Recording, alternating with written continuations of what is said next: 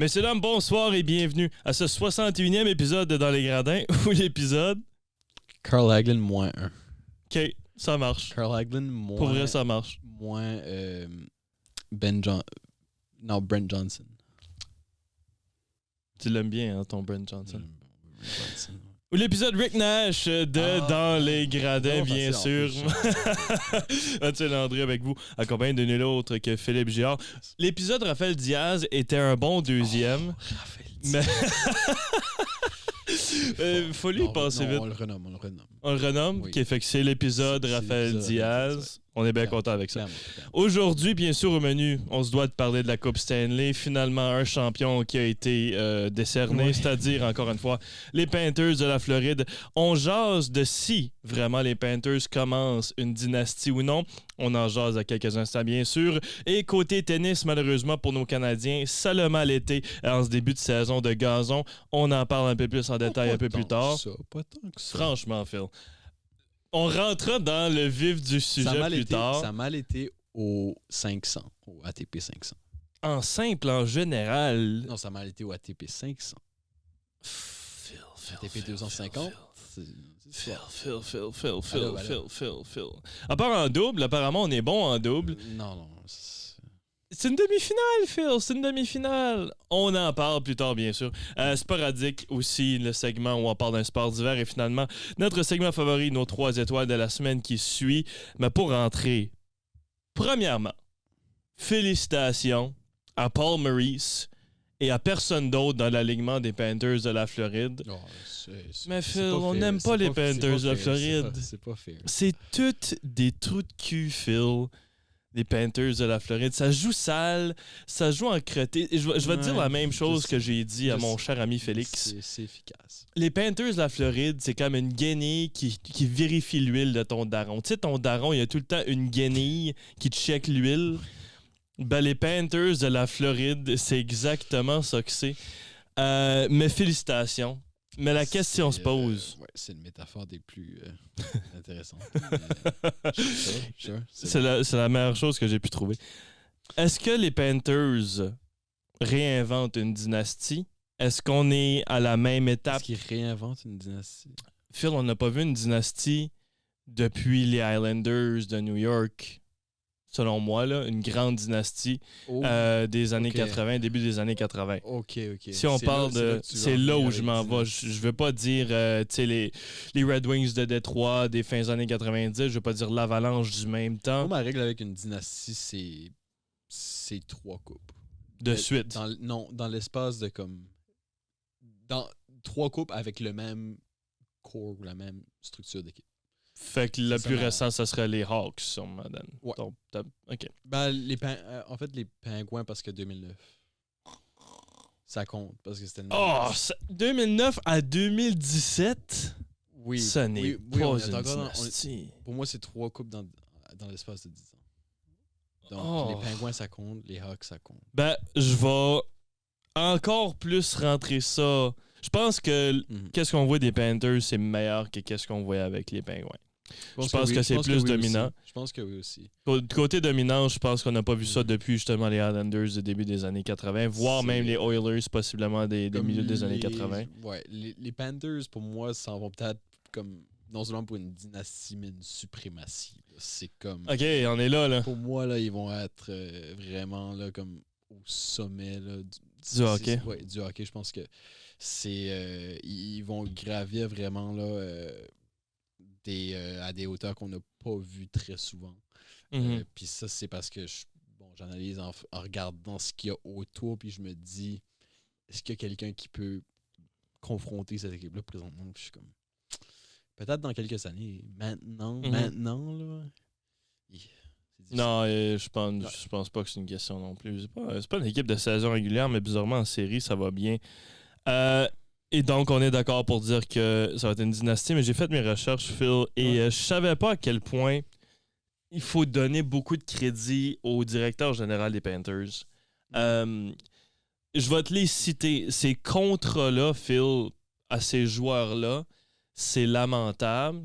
Bon, écoute, les deux seuls à 10 millions ou plus, c'est Bobrovski et Barkov. À date, le 10 millions est correct. Ensuite de ça, tu descends à Matthew Tkachuk, 9,5 millions. Encore pour 5 ans en passant. D'ailleurs, j'ai entendu aussi que la règle d'or des Panthers, c'est qu'il n'y avait personne qui dépassait Barkov dans leur vision. Comme c'est ça l'idée. Barkov qui est comme le plafond.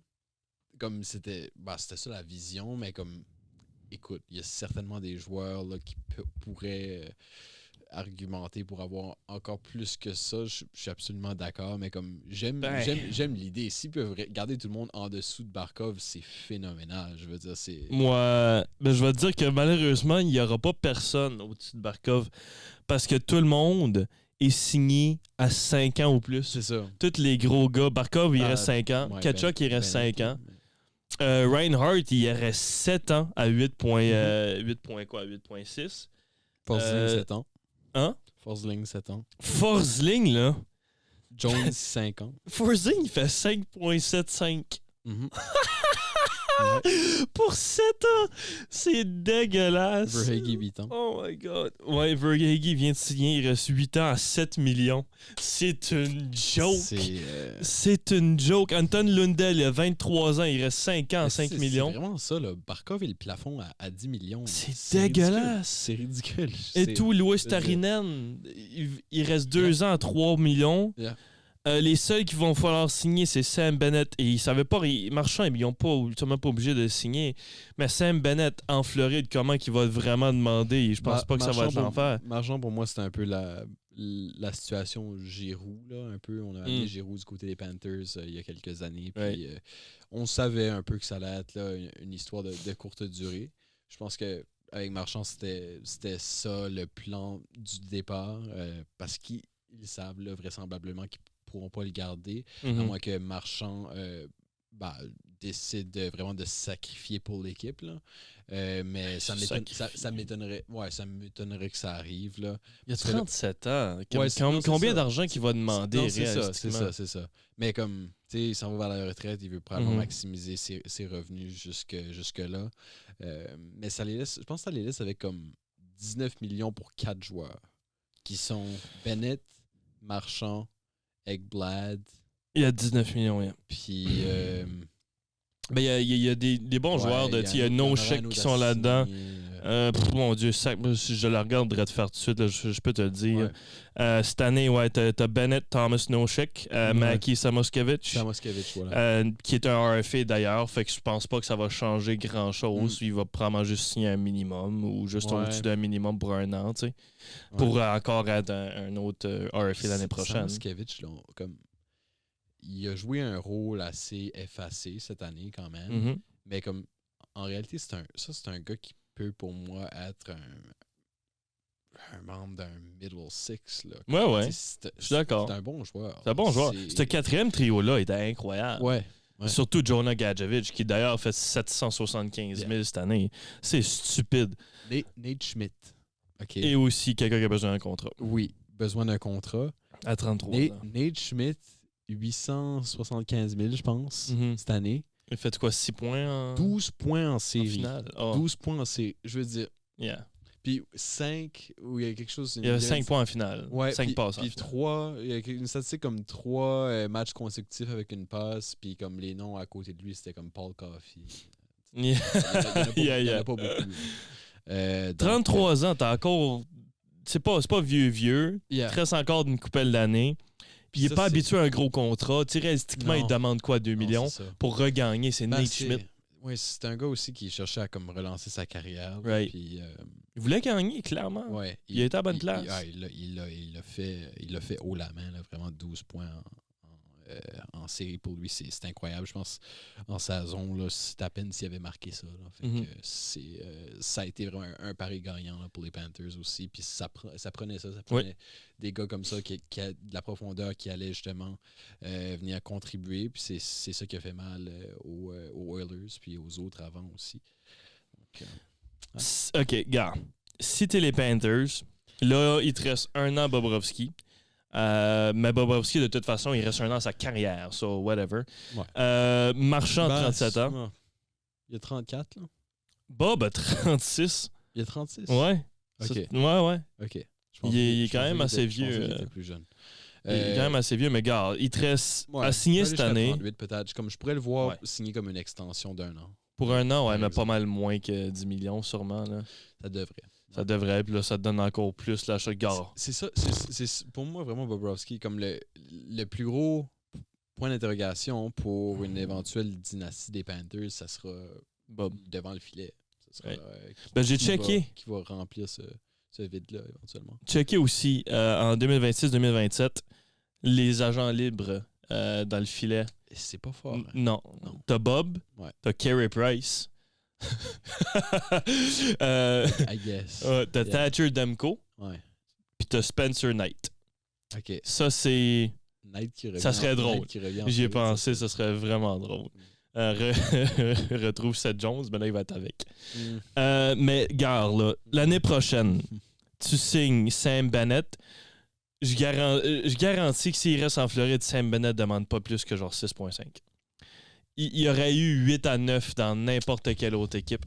Mais avec les Panthers, je le vois signer pour genre 6,5-7 millions pour rester. Il te reste 12 millions. Moi, je pense que Bennett peut aller comme même se gratter jusqu'à 10 millions. Oui, dans une autre équipe. Oui, avec une autre équipe, avec la bonne équipe. Là. Mais dans le marché en Floride, pour gagner une 3e coupe de suite, 7 millions. Je vais là à 7. Je suis sûr que son cœur est là-bas aussi. Je pense que c'est un gars qui a envie de rester là. Puis c'est la même chose pour un Ekblad, par exemple. Aussi. C'est ça, j'allais dire. Il y a les Panthers tatoués sur le cœur, lui, on est d'accord. Là. C'est un des 3 gars qui est repêché là, qui est encore là. Oui, absolument. Donc, lui aussi, il va vouloir rester à tout prix. Mais à tout prix, à quel prix? Là? Je pense pas qu'il va demander plus que 7 lui non plus. C'est un gars de 2e paire, tout de suite. Ouais. Tu sais, t'as Forcing puis Seth Jones. Mm-hmm. Après ça, t'as quoi avec Vlad et Mikola qui jouent ensemble présentement. Ouais. C'est 7 millions, c'est très raisonnable pour un Ekblad à 29 ans, je pense. 7 millions pour genre 7 ans. Mais c'est qu'ils font ça encore. C'est là. Parce que ils ont tout ce talent-là, mais il n'y a personne qui grimpe dans les 11, 12, 13 millions. Là, zéro. Ils sont vraiment équilibré comme c'est vraiment comme une tempête parfaite les Panthers. Absolument en ce moment puis ça fait peur. On en gagne combien de suite côté Panthers sachant tous ces contrats-là incroyables. Je pense pas qu'il la gagne l'année prochaine. Moi oui. Avec ces contrats-là c'est comme la dernière fois 3 fois de suite. C'est les Islanders ils ont fait ça 4 fois de suite. Je disais ça à Mathieu Louis hier. 3 fois de suite, ça allait arriver 2 fois. 3 fois de suite? Oui. Non, la dernière fois, ça remonte des milieux des années 40 avec les Maple Leafs. Si je non, excuse. Non, mais pour les Islanders, c'était de 79 à 83. OK, oui. Okay, puis après ça, les Oilers n'auraient pu en gagner 3 ou 4 de suite, mais le Canadien a arrêté cette série-là en 86. Mais avant avant les Islanders, tu avais les Canadiens qui l'ont fait une 5 puis une 4, mais 3 fois de suite, ça a arrivé 2 fois dans l'histoire de la Ligue. C'est quasiment plus rare qu'une 4 fois de suite. Mais je pense que c'est l'équipe à le faire, mais je me demande juste quand ça va arrêter. Ces gars-là sont encore dans leur prime. C'est des gars de 26 ans, de 27 ans, max 30 ans. Comme... Barkov serait comme quasiment le plus vieux du groupe de forward, n'est-ce pas? À part Marchand, là. Mon Dieu, t'as Thomas Nosek, techniquement, mais... Non, mais comme je te parle des... La bonne bunch. Des clés, là, ouais. Lui, Reinhardt aussi, il y a cet âge-là. Verhaeghe aussi à cet âge-là. Je pense qu'ils ont tous 29 ans. Là, je vais checker, là. Ouais, les 3 ont 29 ans, présentement. T'as Evan Rodriguez, qui est dans le top 6, qui a 31 ans. Mais il est signé encore pour 3 millions. Là. C'est stupide parce que je pense aux Canadiens de Montréal. Puis comme, mon Dieu. Quand tu penses que l'équipe est dans la fleur de l'âge, c'est juste comme... Tu te dis à quel moment on va en finir avec les Panthers. C'est comme... C'est surtout dans l'Est. Parce que dans l'Ouest, comme... Pour moi, dans l'Ouest, c'est là qu'il y a peut-être quelques puissances qui peuvent venir confronter les Panthers en finale. Les Oilers, Mathieu, ils sont là. Comme ça fait 2 ans de suite qu'ils sont là. Ils ont besoin d'un gardien. J'y crois pas. Ils ont... Non, mais... Phil, t'as-tu vu les contrats de Toton qu'il y a là-dessus? Je sais, mais c'est pas vrai que McDavid et Draisaitl vont finir leur carrière sans coupe. Comme si McDavid ne sera plus là. Manière. McDavid va s'en aller. Quand? Il fait 12 millions cette année, puis il reste, quoi, 1 an son contrat? Il reste 1 an? Ou c'est-tu pas un... OK. C'est-tu pas là? En tout cas, c'est vraiment dans pas long, si je me trompe pas. Il va s'en aller d'après toi. Darnell Nurse... Toi, tu le penses vraiment? Oui, Darnell Nurse, pour 5 ans, va faire 9,25 sur un no-move clause. Evander Kane sur un no-move clause à 5,25 ou 5,5 millions. C'est grave. Leon Draisaitl fait 14,25 ou de quoi de même. Comme c'est absurde. Genre, Stu fait 4,4 millions, on en mérite peut-être un. Je ne comprends pas cette équipe-là. Ces contrats-là sont donnés aveuglement. Puis je l'ai réalisé quand j'ai regardé les contrats des Panthers. Puis tu sais, d'habitude, des 8 pour 8 ans, ça se donne à des Slavkovski, des Cole Caulfield, des jeunes joueurs que tu le sais que dans pas long, quand le cap salarial va être encore plus gros, tu sais, ces gars-là, 8 millions, même pas 8 millions pour Nick Suzuki, là, dans 3 ans, c'est lamentablement bon. C'est incroyable. Lane Hudson, je ne sais pas comment il va signer pour, mais ça va promettre un contrat de ce genre, possiblement le joueur le plus payé du Canadien dans pas long. Les Panthers de la Floride ont signé un Carter Verhaeghe à 29 ans pour 8 ans à 7 millions. C'est dégueulasse. C'est stupide. Ça fait aucun sens. Ils ont fait la même affaire avec Matthew Tkachuk pour 9,5. Son contrat est bon tout de suite. Imagine dans 2-3 ans. Yeah. Le cap arrête pas de monter. C'est dégueulasse. Juste à regarder le contrat à Forsling, ça me donne envie de vomir. Non, c'est vraiment, c'est toute une... Je ne vois pas cette équipe perdre dans les prochaines années, Phil. Je ne sais pas quelle autre équipe est structurellement imposante comme les Panthers de la Floride. Franchement, ces contrats-là, c'est un chef-d'œuvre de négociation. Comme félicitations à quiconque a réussi à convaincre ces joueurs. Ça, avant qu'ils gagnent 2 coupes de suite, là. Ouais. Ils ont été en finale, j'en conviens. Ça fait 3 fois de suite qu'ils vont. Mais tabarouette! Ouais. Donnez-nous un break!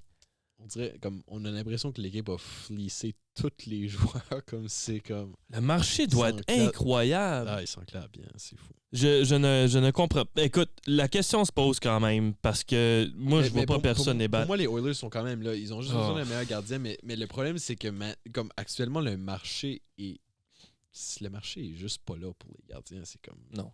Il y a rien. Comme je sais pas qui tu vas aller. Comme je pense qu'ils ont besoin d'un gardien. Pas nécessairement. Moi, j'irais voler un des gardiens à Toronto.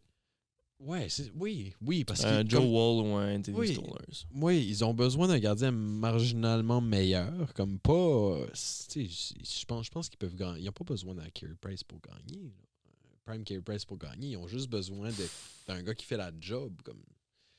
Un gars qui donne pas un vilain rebond comme ce rebond-là pour le 3e but des Panthers. Là. C'est là que j'ai fermé la télé. Cauchemar. C'est là que je l'ai fermé. Ouais. Genre, comment tu vois pas ce muffin-là se rendre vers ton blocker? Mais ouais, OK. Tu comprends? Yeah. C'est affreux. C'était une performance affreuse. Si c'est pas les Oilers, ça va être qui? Comme... En finale de la Coupe?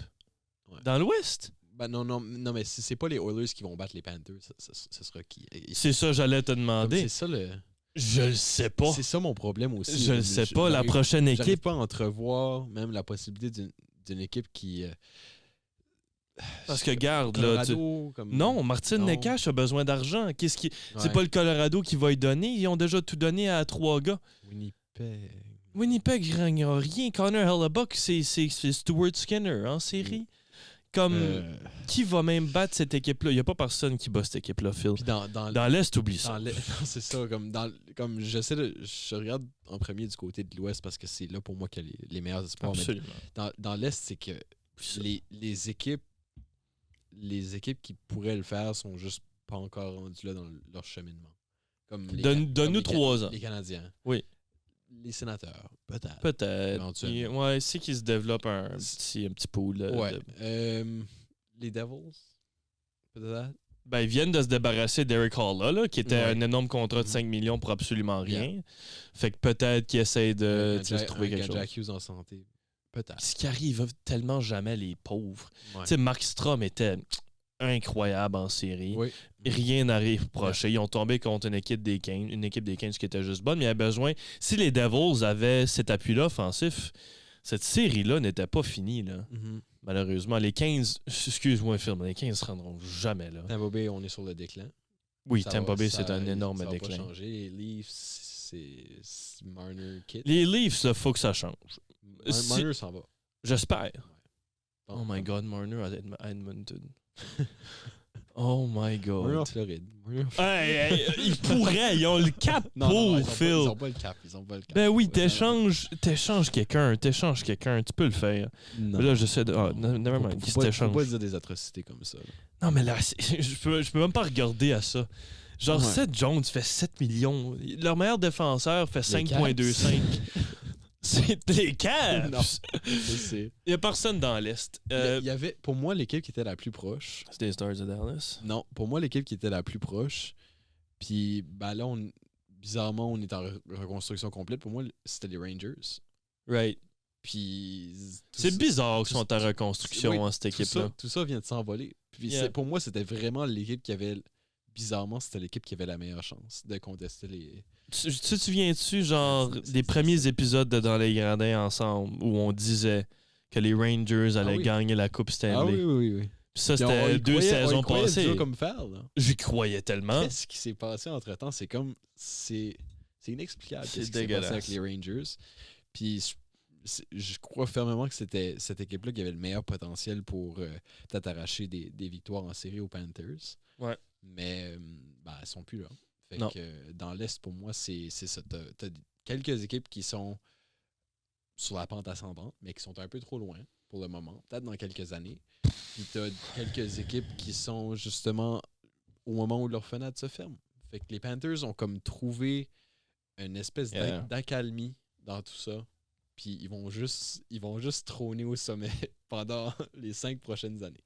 C'est... voilà. Ça résume le hockey pour... On vit un enfer. Ouais, non, je sais. Et en On plus, c'est vit pas un une équipe. enfer. En plus, si c'était une équipe qui était comme likable, si c'était une équipe qui était charismatique, ça serait plus le fun, mais c'est les Panthers. Et puis, fait que tu penses pas que Connor s'en va? Non. Mais... Regarde, faut que Connor... À un moment donné, faut que Connor soit partout. selfish. C'est juste ça que j'ai à dire. À un moment donné, il faut que Connor McDavid se dise « Je veux gagner ». Puis clairement, c'est pas avec cette équipe-là qu'il va le faire. Ils ont apparemment le pire management de contrat de l'histoire. Regarde, tu sais le jeu que je t'ai montré sur le téléphone HLM, qui est genre un mini mode carrière que tu peux être le DG d'une équipe. En frustration, le lendemain de la fête hier, je me suis dit, hey, si qu'ils peuvent pas le faire, je vais le faire. J'ai rentré sur une application, un jeu électronique, j'ai regardé les contrats pour essayer d'échanger, j'ai abandonné. Fait que si je ne peux pas le faire sur une game, imagine ce qui pourrait se passer en vraie vie. Moi, là, des no-move clause au hockey, Phil, je déteste ça avec une passion. Puis ça l'a tué les Oilers d'Edmonton. Tu sais, Darnell Nurse, il a une bonne saison, tu lui donnes 9,25 puis un no-move clause. Qu'est-ce que tu fais? Tu sais pas à quel point je maudissais Jeff Carter quand il y avait sa no-move clause jusqu'à 39 ans. Là, j'étais comme, pourquoi? C'est juste atroce. Connor McDavid, il expire en 2026 son contrat. Il reste un an. À 12,5, c'est un deal, c'est un steal, Connor McDavid à 12,5, vraiment dans cette era. Si je ne me trompe pas, le même Mikko Rantanen, c'est au même niveau. C'est plus. Même, voire plus. T'sais. Puis Leon à 14, c'est la norme, I guess, on peut dire ça. Je sais pas quoi dire. Je trouve ça triste. T'sais, Connor a encore 28 ans. Il est correct. Il va avoir 29 quand il va re-signer ailleurs. Voir où, je ne sais pas. Peut-être mais les Leafs, honnêtement. Je serais pas surpris de voir un move aux Leafs. Mais je pense, honnêtement, Phil, que si Connor McDavid va gagner, faudra qu'il s'en aille d'Edmonton ASAP, qu'il signe un autre 8 ans, 14 peut-être millions par année ailleurs. Ils peuvent le faire. Toronto peut le faire. Toronto peut facilement le faire, ce qui joue leur carte comme du monde l'année prochaine.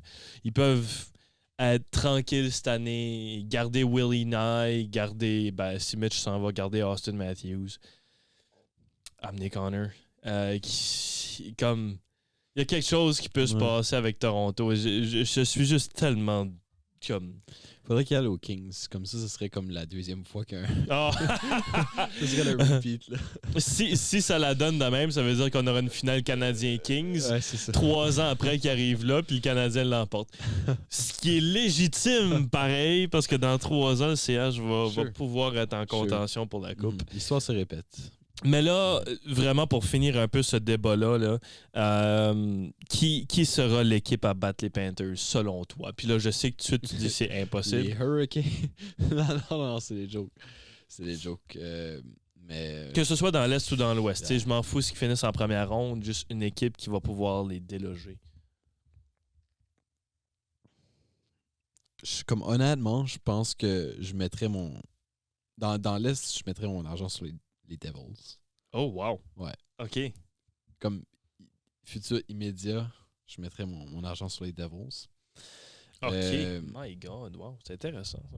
Je vois pas mieux. J'ai comme Toronto, comme cette année, j'avais un petit regain de foi pour eux autres. C'est fini. Il y a plus de... Okay. Je leur donne plus de chance. Jamais. Et puis... Le Lightning, c'est sur le déclin. Les Caps, une fois qu'Ovi sera parti, qui va marquer pour cette équipe-là? C'est comme... Ovi, franchement. Non, mais une fois qu'il sera parti, ils n'en ont pas un deuxième, là. Mais... Ouais, tu sais, si les Caps pouvaient jouer comme un Uno reverse sur Ovi, là, tout d'un coup, son âge se mettrait à décliner. C'est vrai que ça marche comme ça des fois. Là, il serait peut-être l'équipe la plus susceptible de battre les Panthers. Mais malheureusement, ça marche pas comme ça. Essaye-la. Ouais.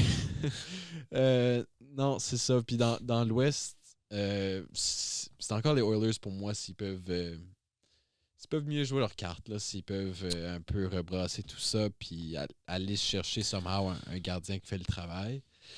Et sinon, dans l'Ouest, il y a peut-être... Je donnerais aux Stars. Les Stars. Ils viennent de re-signer Duchesne, je veux dire. Stars avec un point d'interrogation. Qu'est-ce qui manque aux Stars? Je sais. J'aimerais voir le clash Panthers-Stars. Comme je pense que ça vaudrait la peine. C'est vrai que c'est 2 équipes très similaires. Ça fait 3 ans que les Stars, 3 années consécutives que les Stars sont en finale. Puis à toutes les fois, ils se butent juste à une équipe qui est un peu plus... Yep. Mais comme pour moi, les Stars c'était Vegas, sont pas si 3 ans pas c'était Vegas. Puis pour moi, les Stars sont pas si loin. Puis comme c'est 2 équipes qui se ressemblent aussi dans le fait que c'est des équipes profondes, mais comme pas avec sans nécessairement avoir un joueur de l'étoffe de Connor McDavid, par exemple. Donc c'est ça. Ça pourrait être un clash intéressant, mais comme je pense que les Panthers ont juste plus de grit. Les Panthers ont réinventé le hockey, je pense. Oui, les Panthers me font penser comme aux Flyers des années 70. Réinventer le style de qu'est-ce qu'on recherche, c'est-à-dire je sont tous gros et là tout d'un coup toute la ligue veut des gros joueurs parce qu'ils se disent c'est probablement parce qu'ils sont gros qu'ils ont gagné la coupe. Il y a des limites. Oui, ils sont gros intenses, ça a fonctionné. J'aurais aimé voir cette finale-là avec Zach Hyman. La game aurait été vraiment différente. C'est vrai. Il y avait 111 mises en échec. Puis il n'a pas joué une game en finale. Il a manqué 2-3 matchs en finale de conférence. 2 matchs. 2 matchs en finale de conférence. En tout cas, il en a manqué au moins un. Je pense que ça aurait été légèrement différent parce que cet aspect-là, physique, malheureusement, il était en grand manque. Et quelque chose que j'aimerais dire que malheureusement n'est pas possible, échange-moi Evan Bouchard au plus sacré. Je sais pas si tu es du même avis que moi. Evan Bouchard, c'est une nuisance à la ligne bleue. Je pense qu'Evan Bouchard a trop eu d'espace en saison régulière. Et quand on est arrivé clairement dans ces séries-là, contre la Floride, le plan de match était simple. mettre de la pression sur Evan Bouchard, mettre de la pression sur Connor, puis mettre de la pression sur Leon. Et tout ça a fonctionné. Parce qu'Evan Bouchard, Leon Draisaitl, Connor McDavid, Corey Perry et Mathias Ekholm. Mais Ekholm, je pense qu'il était un peu moins impliqué là-dedans. Mais les 4 autres que j'ai nommés ont fini moins 4 à Game 6. C'est inacceptable. Non. Mais moi, honnêtement, si j'étais si je dirigeais les Oilers d'Edmonton, je changerais Evan Bouchard à l'instant même. C'est peut-être sceptique, mais... Ça me paraît un peu expéditif. Là, mais... Le nombre de bourdes défensives qu'il a fait, je trouve juste que son contrat n'est pas nécessairement assez mérité pour ça. Mais ça, c'est mon avis. Ça, c'est mon avis. Qui sur les Panthers faisait toute cette magie-là offensive pour peut-être donner un avantage à son équipe? Personne. Personne. C'est clair que pour moi, il y a mieux. Comme si je vais choisir un quarterback, là, un carrière à la ligne bleue.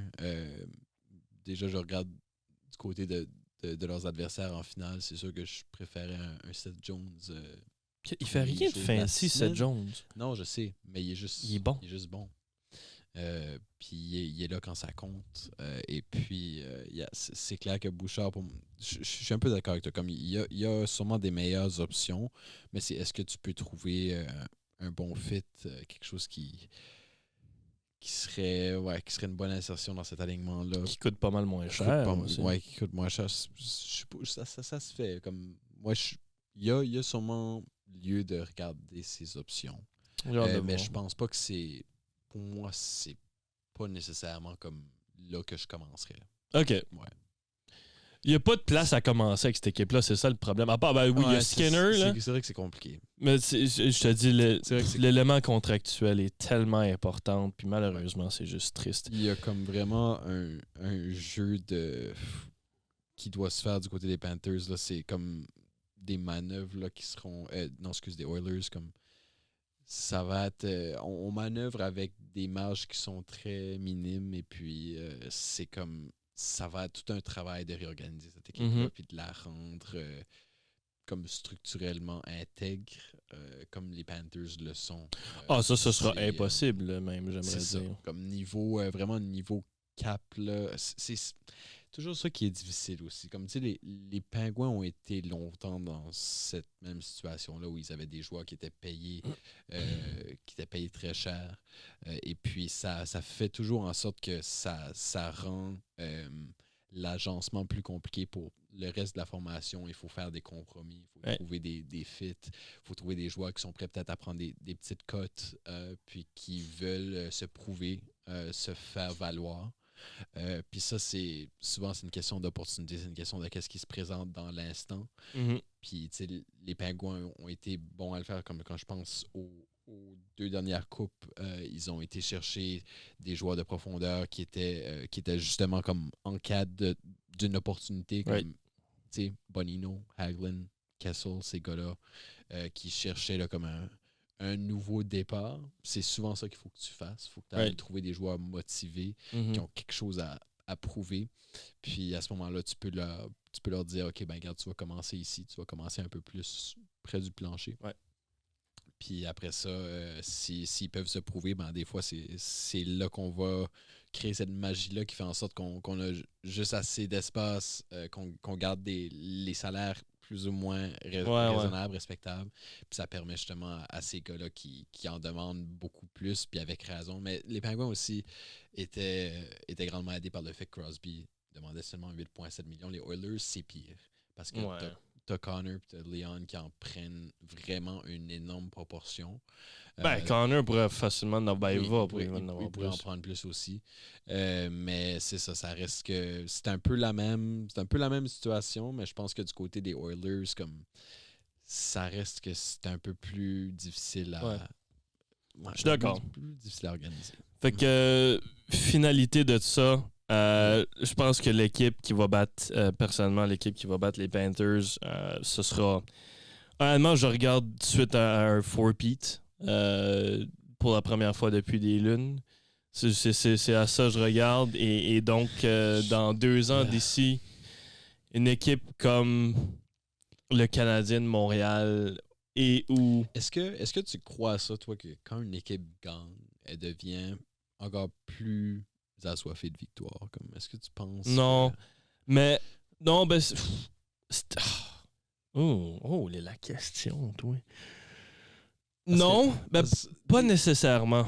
Pas nécessairement. Ouais. Je pense que cet instinct victorieux-là, de genre la grosse euphorie de la chose, c'est plus une histoire de peut-être on est capable de le faire, faisons-le le plus souvent qu'on le peut. Okay. C'est la première, c'est une réalisation de, et la 2 ou 3e après ça, c'est genre on le refait. C'est juste qu'après ça, si tu perds, c'est des joueurs qui vont être frustrés, possiblement. Sure. C'est des joueurs qui sont un peu un acquis, tu sais, la Coupe Stanley. Which que, hey, écoute, là, Jean Béliveau a gagné 17, puis je sais pas si c'est un acquis, là. C'est une question intéressante, mais non, je pense pas que... Ça dépend pour qui, c'est sûrement subjectif, cette question-là. Oui, sure. Ça peut être du cas par cas. Exactement. Yeah. Mais je pense honnêtement que une équipe comme le Canadien de Montréal, même les Sharks de Saint-Nosé, si tout va bien dans une couple d'années, oui, c'est une équipe jeune, mais des agents libres, ça se pogne bien, là. Je pense que c'est vraiment eux autres. Puis si les Stars peuvent être ce qu'on pense qu'ils peuvent être, good pour eux autres, pour vrai. Honnêtement, autant j'aime pas cette équipe-là des Panthers, comme je pense que dans un sens, c'est un peu mérité parce que... C'est dominant, même. Ils ont... Non, mais comme c'est un peu mérité, comme je suis comme content d'une manière pour leurs partisans parce que ils ont souffert longtemps, les Panthers. Là, comme ils étaient... Oh, t'abuses! Non, mais ils étaient... Pas longtemps, là. Ils ont fait une finale. Ils ont pas souffert. Puis ils l'ont perdu en 4. Ils se sont fait sweeper à la maison, en plus, la Floride en 96. Ben, c'est 96 à 2025. Là, souffert en voulant dire de médiocrité, toi, là. Oui. Ah. Comme il y a pire. Comme ils ont mais ils ont traversé des années de sécheresse, là, les Panthers. C'est vrai qu'ils ont traversé beaucoup de sécheresse. Ouais, David Booth comme meilleur joueur, là, c'est... Ah oui, c'est des légendes, là, on est d'accord qu'ils jouent sur ces équipes-là, là, comme les bons vieux Scott Clemens. Oh! C'est... Brian Campbell, Nathan Horton. Oui. Qu'est-ce qui était sur ces équipes-là, Mike? Willie... voyons, c'est quoi déjà? Willie? Le capitaine. Je te jure. Olli Jokinen? Non, pas lui. Willie? Oui, je vais te sortir ça. Sors-moi ça parce que moi je le vois pas en tout. Je vais te sortir ce nom-là. Ed Jovanovski. Tu vas rire. Oh my god, c'est tous des gros noms. Roberto Luongo jadis. Thomas Vokoun. Willie Mitchell. C'était le capitaine de l'équipe. Il a été capitaine. Moi, tu me dis Willie Mitchell, je pense juste aux Kings. 2014-15, 2015-16. Si récent que ça? Ouais. Mais il a gagné la coupe avec les Kings, Willie Mitchell, non? Bonne question, je vais te dire ça. Tu vas peut-être le voir. Ouais.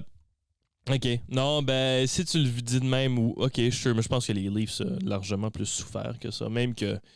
le CH a été en finale en 2021. Mais les Panthers, c'est une équipe de fond de classement, comme permanemment. Ouais, c'était belle. Keith Ballard à la défensive. Mike Weaver aussi, légende. Oui, il a gagné 2 coupes avec les Kings. Ouais, voilà. Fait que la saison d'après qu'il a gagné la coupe, il y a Philippe, il a été le capitaine des Panthers. Hey, ça, c'est triste. Yeah. Ça, c'est triste. Anyways, on divague un peu, là. On rentre dans un autre sujet, mais tout ça pour dire dominant. Yeah. C'est juste vraiment très dominant. Puis je verrais pas comment ça se ferait déloger. Pas de sitôt. Pas de sitôt. Non, je suis entièrement d'accord. Connor, fais pacter tes valises. Mon chum, il te reste 1 an, je pense. Puis on verra après. Parlant de pacter ses valises, c'est malheureusement ce que nos Canadiens ont fait au tennis. Merci. Écoute, il y en a qui ont pacté leurs valises de Hala. Il y en a d'autres qui ont pacté leurs valises de Londres. Message qu'ils ont presque toutes pacté leurs valises parce que Chapeau et Auger-Aliassime sont toujours en lice, en double, en demi-finale contre, eux autres aussi vont possiblement... Oh, j'ai rien dit, c'est fini ça, ils se sont fait laver. Fait que, finalement... Mais c'est pas des joueurs de double, puis ils jouaient contre une paire qui est expérimentée. Bolelli, Vavassori, là. Oui. Pas rien, le Vavassori, là, ils viennent gagner un grand chelem, on s'entend. OK, bon, ben ça, c'est fini pour eux autres. Dans le fond, il reste plus de Canadiens. Ça, 6-2-6-2. C'était un petit 6-2-6-2, quoi. Mais bon, côté tennis, sur gazon, début de saison, ben toi, tu dis que c'était bien. Moi, je dis que non, mais t'en as pensé... Pourquoi on est... Ben, le titre de Diallo. Ah, OK, ben oui, absolument, sure. Ouais. Oui, OK, ben moi je parlais de... OK, c'est bon, on était juste... Oui. je suis d'accord. En ATP 500, on est d'accord que c'est ça a été assez court. Dans le cas de Diallo, je m'en inquiète pas nécessairement. On venait de finir une longue semaine de travail de tennis. Et puis là, c'est déplacé pour jouer ce 500. Et face à Aletska aussi, c'était évidemment pas facile. Donc, je vais mettre ça sur le dos de la fatigue quand même. Là, puis écoute, enchaîner tout de suite. Il y a littéralement pas eu de break entre les deux. Là, il a enchaîné tout de suite avec Khalid dans son cas. C'était, non, lui c'est à Londres, la HSBC Championship. C'était Londres. Dans son cas, je pense que c'est satisfaisant. C'est son premier titre en carrière aussi à Diallo. Si jeune. C'est une jeune carrière, c'est-à-dire. Jeune carrière. Mais ça va lui faire beaucoup de bien. Je pense qu'il va certainement s'amener en confiance avec Wimbledon. Franchement, je pense que je suis content qu'il ait perdu tôt à repos, parce que je pense que le repos est important ici. Et puis, ce serait son premier Wimbledon aussi pour Diallo. Il a compétitionné déjà dans les autres tournois du Grand Chelem. Mais à Wimbledon, jusqu'à présent, c'était 2 éliminations en ronde des qualifications. Donc, il n'y aura évidemment plus à passer par là, puisque son statut maintenant fait en sorte qu'il est invité. Le prestigieux Gabriel Diallo. Pointe maintenant, je pense, à la 44e position mondiale. Top 50, aux dernières nouvelles, top 50. Pour moi, top 50 aussi pour Diallo, c'était l'objectif de la saison. Puis il vient de le faire en juin. Quand j'ai regardé le début comme au début de la saison, j'ai regardé le portrait. Diallo était, je pense, autour de 85e mondial dans ces eaux-là. Et puis, je me suis dit, s'il peut finir l'année dans le top 50, je pense que ce serait une victoire. Je pense que ce serait mission accomplie. Puis il est déjà là. Et là, on se dit top 25? Maintenant, on construit sur ça. Écoute, peut-être... Top 3? S'il peut arriver comme... si je dois faire une nouvelle évaluation de la situation, je dirais que s'il peut présenter au US Open comme une tête de série, ce serait tête de série, c'est top 25? Top 32. Top 30, oui, 32, my bad. Ouais, technique. Ouais. Donc, c'est... Oh, mon Dieu. Je pense que c'est atteignable, c'est réaliste. Puis pour moi, ce serait ça que j'aimerais voir. Puis c'est ça que je pense qu'il peut faire. Okay. T'as même encore plus. Top 25, c'est ambitieux, mais c'est pas impossible. Non. Et c'est ça. Pour lui aussi, c'est déjà à Wimbledon. Énorme Pardon. Tu l'as, là. Énorme... Voyons. Opportunité? Non, je sais, mais ma voix comme... je sais pas. Énorme opportunité à Wimbledon parce que il n'a pas joué l'année dernière. Ouais. Donc, tous les points sont à gagner pour lui. Ouais. Donc, il peut facilement faire un saut dans ce tournoi-là. Et aussi au spot où... À Wimbledon, il y a aussi au spot où genre tu veux pas l'affronter si t'es une bonne tête de série. Oui, absolument. Ça va être un gros floater, comme on dit dans ce tableau-là. Oui, moi, si je suis une tête de série, je veux pas voir Gabriel Diallo du tout dans mon chemin. Donc, je pense qu'il peut causer des surprises. Il y a un jeu qui s'adapte quand même bien au gazon aussi, Gabriel Diallo. Parce que déjà son service qui s'améliore, il fait juste s'améliorer, puis il réussit à aller chercher beaucoup de points faciles avec ça, ce qui est très important sur gazon. Mais comme à l'opposé, peut-être, si je suis pour tracer un parallèle avec Miloš aussi, qui a fait sa seule finale en carrière à Wimbledon. Miloš servait mieux que Diallo, c'est clair. Le service de Miloš était presque inégalé. Mais l'avantage de Diallo, c'est qu'il est un peu plus polyvalent, je pense. Comme c'est pas sa seule arme, puis il est capable de bien se déplacer sur le terrain aussi. Plus que Miloš, je pense, il est un peu plus léger, un peu plus agile. Puis ça, c'est rare pour un gars de 6 pieds 8 aussi. Fait que c'est comme... Il y a comme un bon équilibre, là. Il y a vraiment un bon hybride entre un gros serveur puis un joueur qui est capable aussi de tenir en échange. Donc, c'est un mix intéressant. C'est un mix intéressant qu'on a sous les mains. Puis, je pense qu'il peut vraiment faire de belles choses sur le gazon. Ouais, ben, on va voir ce qu'il va pouvoir faire. Je pense que, comme tu l'as dit, le petit break est mérité. Entre-temps, écoute, peut-être si même il y a le temps pour un tournoi, vas-y. Mais sinon, la préparation pour Wimbledon, je pense qu'elle va être importante parce que, selon moi, c'est le tournoi le plus important de sa carrière, Wimbledon. Ça peut être un moment décisif. Absolument. Là, parce que t'as Roland Garros, et là, je vais enchaîner, là. T'as Roland Garros qui l'a un peu mis sur la map, mais là, c'est pour le garder sur cette lancée-là. Un peu comme Jakub Menchik avait fait. Je dirais qu'il était sur la map à partir de l'année dernière à US Open, quand il s'est rendu, je pense, en 3e ronde face à Tommy Paul. OK. Tommy Paul. C'est vrai, Tommy Paul. Il était solide en fin de saison aussi. Donc, je pense que c'est là qu'on l'a vraiment découvert là, pour plusieurs. Mais Wimbledon, ouais, c'est ça. Ça sera une tentative de percer là, parce qu'évidemment, on ne l'a jamais vu encore sur le terrain du Queen's Club. Donc, j'ai très hâte de voir comment ça se déroule pour lui. Et puis, moi, Mathieu, je vais te dire quelque chose comme c'est pas quelque chose que je m'attendais à dire de si tôt, mais Gabriel Diallo sera peut-être assez rapidement, plus vite qu'on pourrait s'en apercevoir, le meilleur Canadien du monde du tennis. Parce que, je regarde, je regarde Shapovalov, je regarde Auger-Aliassime, j'ai l'impression que les deux se cherchent un petit peu. Et puis, en carrière, Shapovalov, déjà, lui, est dans une position en arrivant à Wimbledon où il y a des points à protéger. Parce que c'est sa pire surface, FYI. Ouais, 34 et 27, étonnamment. Ah ouais! Gazon, donc pas mauvais. Pas mauvais. Pas si mauvais. Mais oui, c'est pas une surface où je le considérais particulièrement dangereux. Non. Sauf que le problème déjà pour Shapovalov, c'est que lui, il s'amène là avec des points à défendre. Parce qu'on le rappelle au tennis, la façon dont on mesure le classement d'un joueur, c'est selon les 52 dernières semaines. Donc, après le tournoi de Wimbledon, le Wimbledon de l'année dernière ne comptera plus. Et puis, les points seront donc soustraits, ceux de l'année dernière, puis on ajoutera les points de cette année. Donc, pour monter potentiellement dans le classement, il faut faire un meilleur résultat que l'année dernière. Shapovalov, l'année dernière, 3e ronde. Est-ce qu'il va se rendre en 3e ronde cette année? Non. Moi, j'ai peur que non. Ouais, je pense qu'il va continuer sur cette tendance-là. Il est en déclin, Shapovalov. Je pense tout de suite, il est juste à l'intérieur des joueurs qui reçoivent l'état de série au tournoi. Je pense qu'il est 31e autour de là. Donc, il va peut-être se présenter à Wimbledon comme une tête de série si tout se passe bien.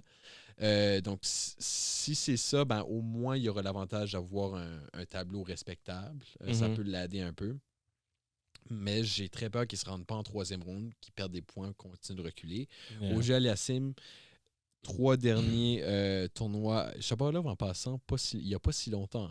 En 2021, faisait une demi-finale à Wimbledon. Puis on a l'impression que cette époque-là, il révolue. On a l'impression que c'est juste qu'est-ce qui s'est passé depuis. Et la même année, Auger-Aliassime était en quart de finale à Wimbledon. Puis depuis, on dirait que le tennis canadien est comme... Je sais pas. Il y a eu quelques bons moments, mais comme on pensait que ces joueurs-là étaient en voie de devenir vraiment des membres réguliers de ces quarts de finale, peut-être.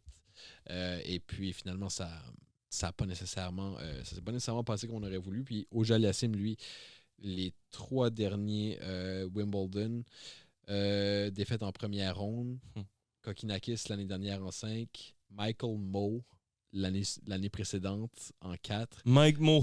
Oui. Le battu. Oui. Et l'année précédente, Cressy en 4. Donc, c'est pas nécessairement... C'est pas le bon résumé, ça. Là, c'est pas des gros noms. On est très... Je sais pas, j'ai aucune idée c'est qui Michael Moe.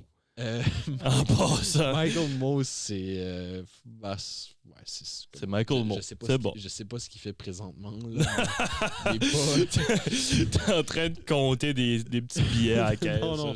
Mais écoute, c'est ça. Ça reste que c'est un parcours qui est pas très reluisant. Je sais pas si ça va changer cette année.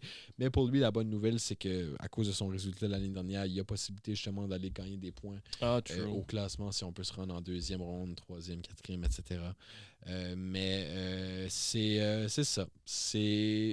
Moi, j'ai l'impression que nos deux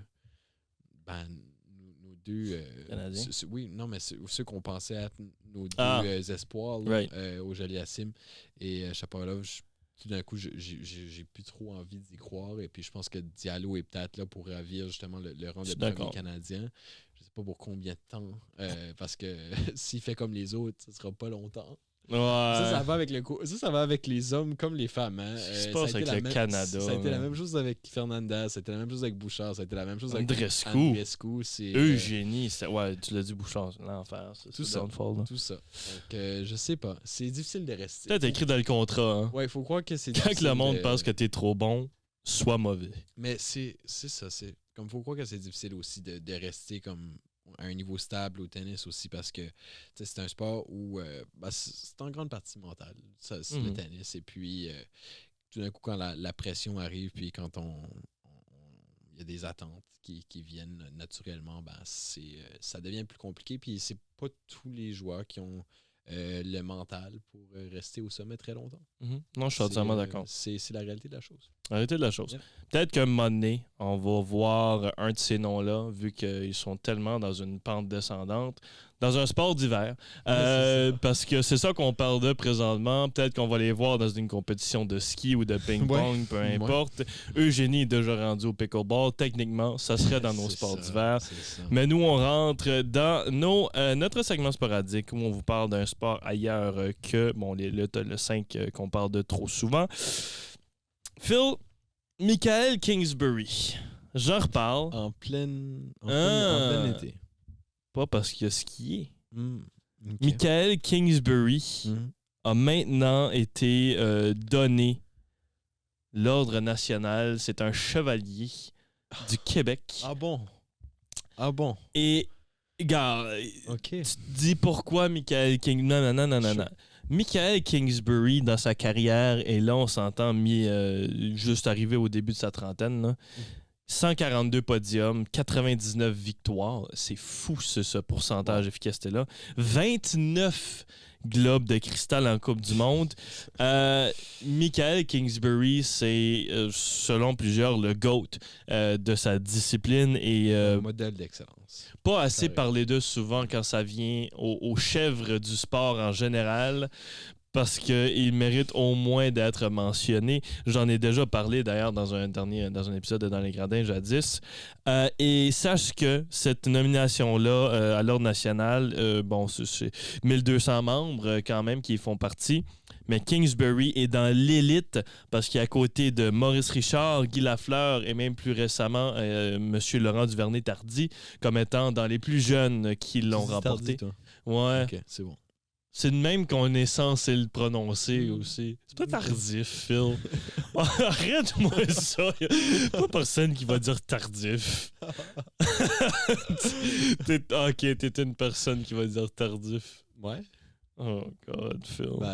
Est-ce que tu connais quelqu'un qui vraiment le prononce tardif? Si tu parles de quelqu'un qui est en retard, comme si tu parles de quelque chose, un événement qui se produit en retard, tu dis que c'est tardif, non? Oui.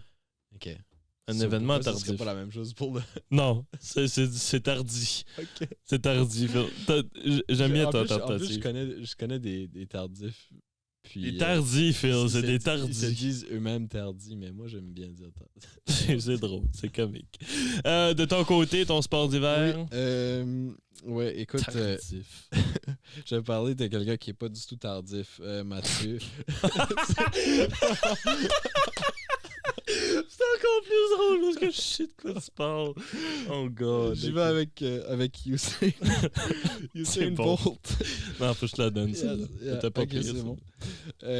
Oui, Usain Bolt qui est devenu un Guinness World Records icon, Mathieu. OK.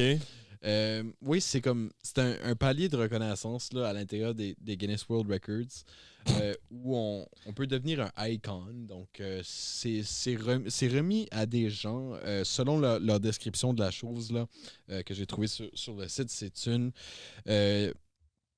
distinction qui célèbre des personnes incroyables qui ont donné lieu à des moments qui façonnent le monde dans lequel on vit aujourd'hui.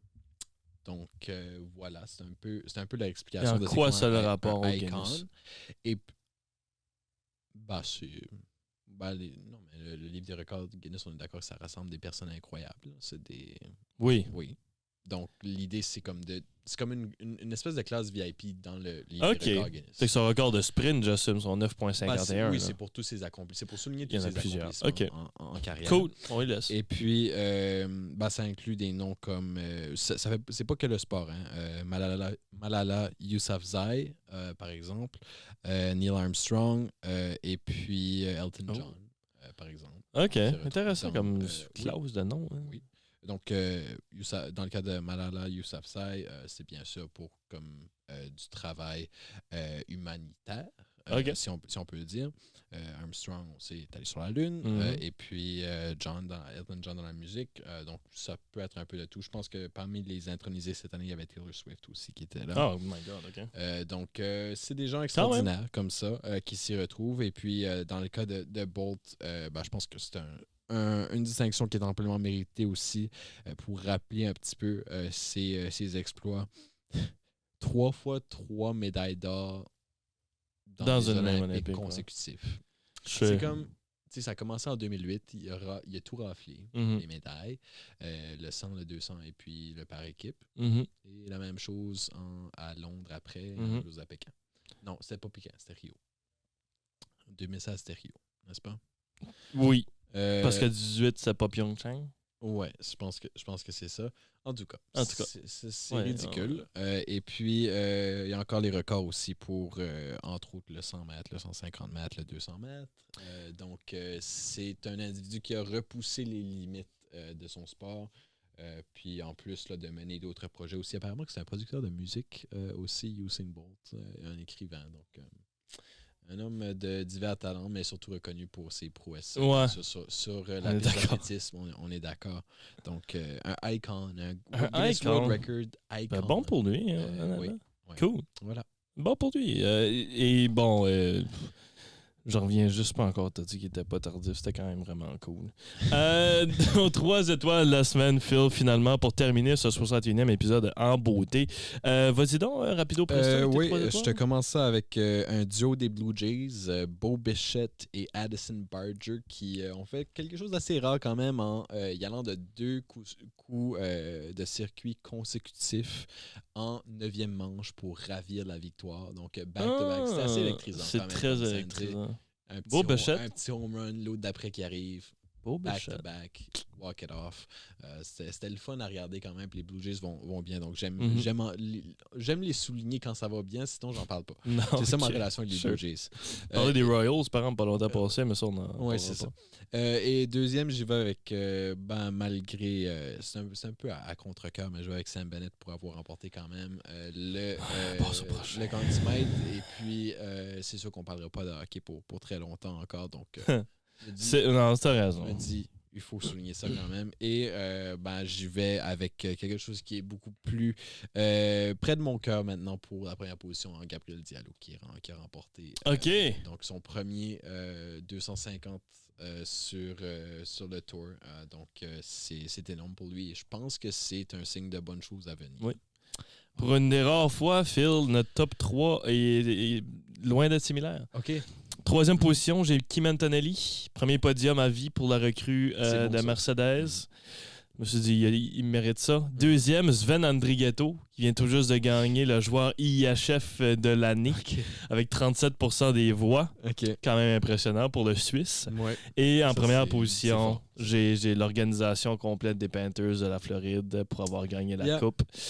Me dit que c'est un énorme travail d'équipe. Écoute, toutes ces pièces-là forment juste le plus gros coup dégueulasse qui gagne de cette... écoute, finalement, on peut couronner un champion de la Coupe, puis on va pouvoir couronner la même équipe pour encore une coupe de l'année, mais bon, on en passe. Sur ce, c'est ce qui termine ce 61e épisode de Dans les Gradins, ou l'épisode...